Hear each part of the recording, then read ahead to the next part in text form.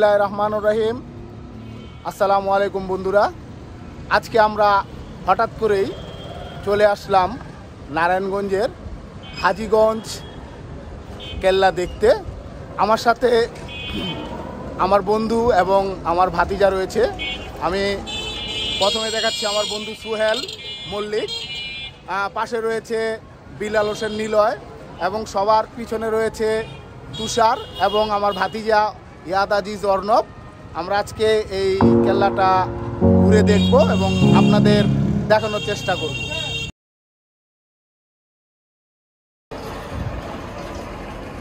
বন্ধুরা, আপনারা দেখতে পাচ্ছেন হাজীগঞ্জ কেল্লা প্রবেশের রাস্তাটি। বন্ধুরা, সংক্ষেপে এই হাজীগঞ্জ কেল্লার ইতিহাসটা আমি আপনাদেরকে বলছি।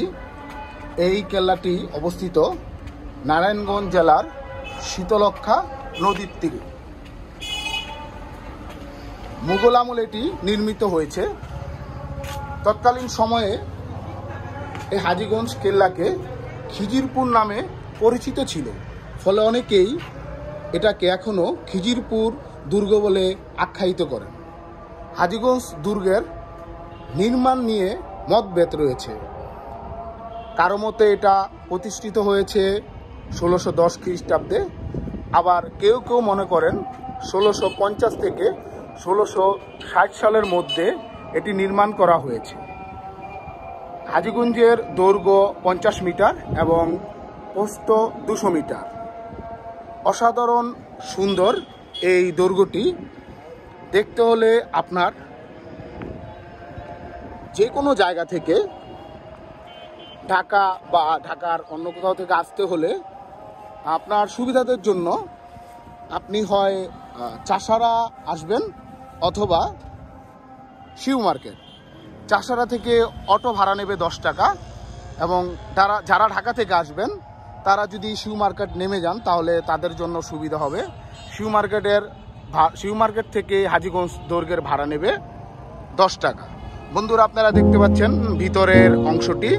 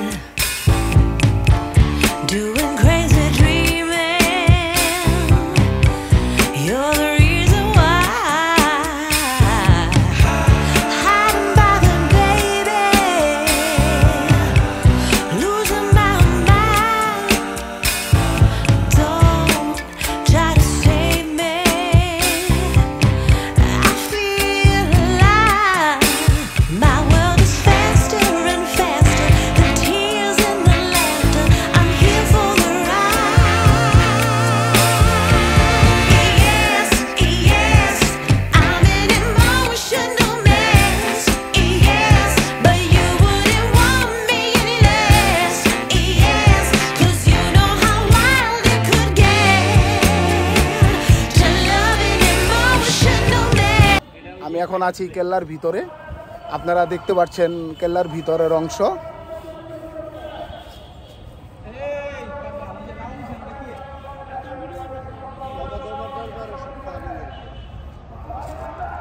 অসাধারণ সুন্দর দৃশ্য।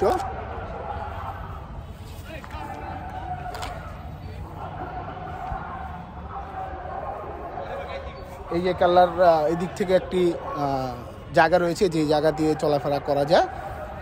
আপনারা যদি দেখতে চান তাহলে চলে আসুন ঐতিহাসিক এই কেল্লায়। অসাধারণ সুন্দর বিশাল মাঠ, খেলাধুলা করারও ব্যবস্থা রয়েছে। বিকেলে অনেকেই খেলাধুলা করে ঘুরতে আসে।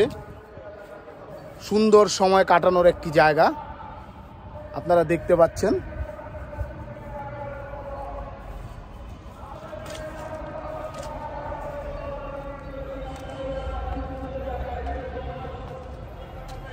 অসাধারণ অসাধারণ। যারা একদিনের জন্য ঘুরতে আসতে চান বা বিকেলে একটু ভালো সময় কাটাতে চান তাহলে তারা অবশ্যই চলে আসবেন এই হাজীগঞ্জের এই কেল্লাতে। যেখানে আপনি খুব ভালো একটা সময় কাটাতে পারবেন বিকেলে।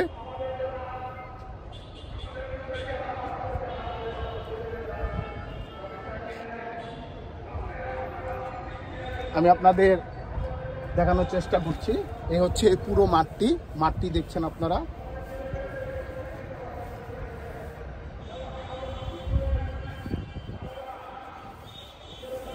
পাশে ওই যে রয়েছে আমার বন্ধুরা যারা আমার সাথে এসেছে, আমাদের গ্রুপ।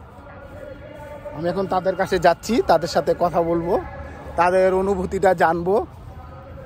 আমার বন্ধু নায়ক সুহেল ইতিমধ্যেও খুব ফেমাস, এই স্মার্ট KGF এর নায়কের মতো সবসময় পোস্ট করে থাকে। এ আমার সেই বন্ধু সুহেল, সাথে রয়েছে আমার ভাতিজা অর্ণব, সুহেল, নিলয়, আমাদের আরেকটা বন্ধু আসছে হাজীগঞ্জের শাহরিয়ার। আমরা সবাই খুব ভালো সময় কাটাচ্ছি এখানে। আপনাদেরকেও আসার জন্য আমন্ত্রণ জানাচ্ছি। হ্যাঁ সুহেল, কেমন লাগছে তোমার এখানে এসে? আলহামদুলিল্লাহ, অনেক ভালো। জায়গাটা কেমন লাগলো? আপনারা এসে ঘুরে যেতে পারেন। হ্যাঁ বিল্লাল, কি অবস্থা? দাদা দেখতে পাচ্ছেন সুন্দর একটি গাছ রয়েছে এখানে, গাছের ছায়ার মধ্যে বসে আড্ডা দেওয়া খুব সুন্দর। আমি এখন মাঠের মাঝখানে আছি। আপনারা চাইলে এই গাছটির নিচে এসে বসে বসে আড্ডা দিতে পারেন, এবং এই যে ফুটবল খেলার জন্য দুটি বার করে দেওয়া, এবং ক্রিকেটের জন্য একটি পিচ রয়েছে, এখানে ক্রিকেট খেলা হয় বিকেলে। বিশেষ করে বিকেল থেকে এই জায়গাটি লোকারণ্য হয়ে যায়, এবং অনেক অনেক অনেক অনেক লোক আসে জায়গাটি ঘুরে দেখার জন্য, যেমন আমরা এসেছি আজকে। তো ভালো থাকবেন বন্ধুরা, আবার দেখা হবে নতুন কোনো জায়গায়, নতুন কোনো ব্লগ নিয়ে, নতুন করে কিছু দেখানো এবং সুন্দর সুন্দর করে ঘুরে বেড়ানো। আসলে আমাদের বন্ধুদের বা আমাদের শখ হচ্ছে ঘুরে বেড়ানো। আমরা সুযোগ পেলেই কোথাও না কোথাও ঘুরে যাই। আল্লাহর সুন্দর সৃষ্টিগুলো আমরা ঘুরে ঘুরে দেখি এবং আপনাদের দেখানোর চেষ্টা করি। আশা করি আগামীতে আবার আমরা আরেকটি কোনো জায়গায়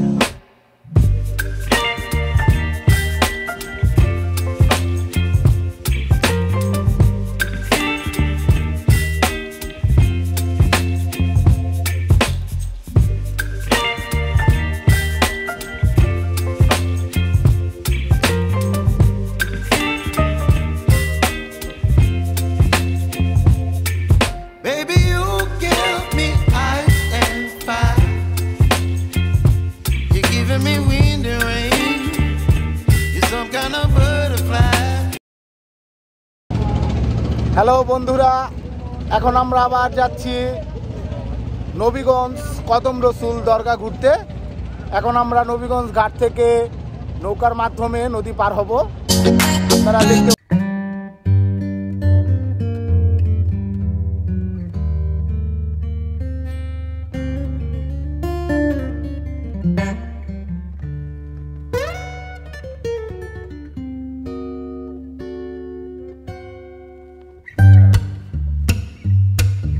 বিসমিল্লাহির রহমানির রহিম। বন্ধুরা, আমরা এখন আছি কদম রসুল দরগা। আপনারা দেখতে পাচ্ছেন কদম রসুল দরগা প্রবেশের মূল ফটকটি। এদিক দিয়েই ভিতরে প্রবেশ করতে হয়।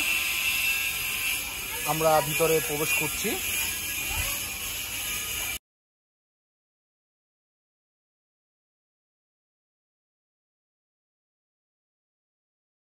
বন্ধুরা, ইতিমধ্যে আমি দরগার ভিতরে প্রবেশ করেছি এবং এই দরগার যে ইতিহাসটা আছে সেই ইতিহাসের কিছু অংশ আপনাদের মাঝে তুলে ধরার চেষ্টা করব। আসলে পুরোটাই আমি যতটুকু জেনেছি এটা গুগল থেকে সার্চ দিয়ে এটা সম্পর্কে তথ্য নিয়েছি এবং সেখান থেকে কিছু আপনাদেরকে জানানোর চেষ্টা করছি। বন্ধুরা, আমি এখন দাঁড়িয়ে আছি কদম রসুল দরগার মূল কদমটি এখানে রাখা হয়েছে আমাদের নবীজি, সেই দরগার সামনে আমরা দাঁড়িয়ে আছি। আপনারা দেখতে পাচ্ছেন এটা যাওয়ার রাস্তাটা হচ্ছে এই দিক দিয়ে।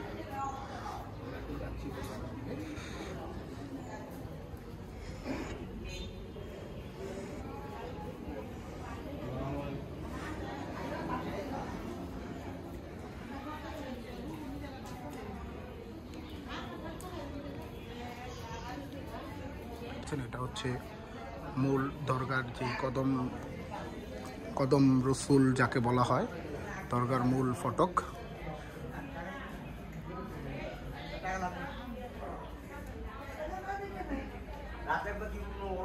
আমরা এখন ভিতরে প্রবেশ করছি।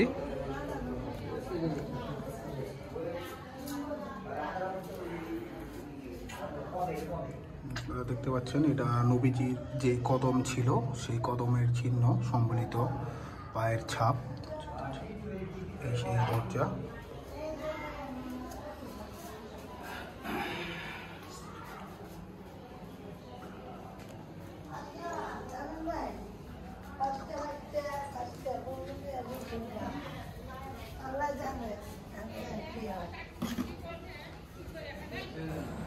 বন্ধুরা, আমি সংক্ষেপে এই কদম রসুলের ইতিহাসটা আপনাদের বলছি। মেরাজের রাতে বুরাকে ওঠার পূর্বে পাথরের পায়ে কিছু ছাপ অঙ্কিত হয় মুহাম্মদ সাল্লাল্লাহু আলাইহি সাল্লামের। প্রচলিত আছে যে মুহাম্মদ সাল্লাল্লাহু আলাইহি সাল্লাম মেরাজের রাতে বুরাকে উঠবার পূর্বে তার পায়ের কিছু ছাপ পাথরে অঙ্কিত হয়। পরবর্তীতে সাহাবীগণ পদচিহ্নিত পাথরগুলো সংরক্ষণ করে বলে অনেকেই দাবি করেন। এর মধ্যে সবচেয়ে বিখ্যাত পাথরটি বর্তমানে জেরুজালেমে সংরক্ষিত আছে। 16 শতকের শেষের দিকে মুসা খান কাবলি নামে একজন রাজা ছিলেন। তিনি বাংলাদেশের শাখার বন্ধু ছিলেন। তিনি 1580 খ্রিস্টাব্দে আরবের বণিকের নিকট হইতে বহু অর্থের বিনিময় এই মূল্যবান পাথরটি কিনে নেন এবং এই নবীগঞ্জের স্থানে প্রতিষ্ঠিত করেন। সুবাদার ইসলাম খান, মুঘল সম্রাট শাহজাহান খান সহ আর অনেকেই আমির উমরা এই স্থানে দর্শন করেন। সুলতান সুজা এই দরগার জন্য 80 বিঘা জমি দান করেন। সেই সময় এখানে কিরম ইমারত ছিল যা জানা যায়নি। পরে ঈশা খাঁর দেওয়ান মনোয়ার খাঁ এখানে একটি ইমারত তৈরি করেন, কিন্তু সেই ইমারতেও কালের গর্ভে বিলীন হয়ে যায়। এরপরে গোলাম নবীর তৃতীয় পুত্র মোহাম্মদ 1814 খ্রিস্টাব্দে পশ্চিমের দিকে দোতলা এই তোরণটি নির্মাণ করেন। বন্ধুরা, আপনারা দেখতে পাচ্ছেন কদম রসুলের ভিতরের যেই মাজারগুলি রয়েছে সেই মাজারের দৃশ্য। বন্ধুরা, আমরা এখন বের হয়ে যাচ্ছি কদম রসুলের দরগা থেকে।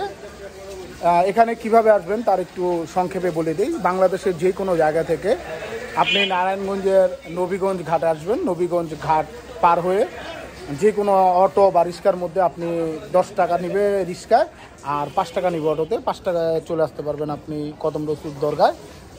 ধন্যবাদ সবাইকে, ভালো থাকবেন। আবার দেখা হবে নতুন কোনো ভিডিও নিয়ে।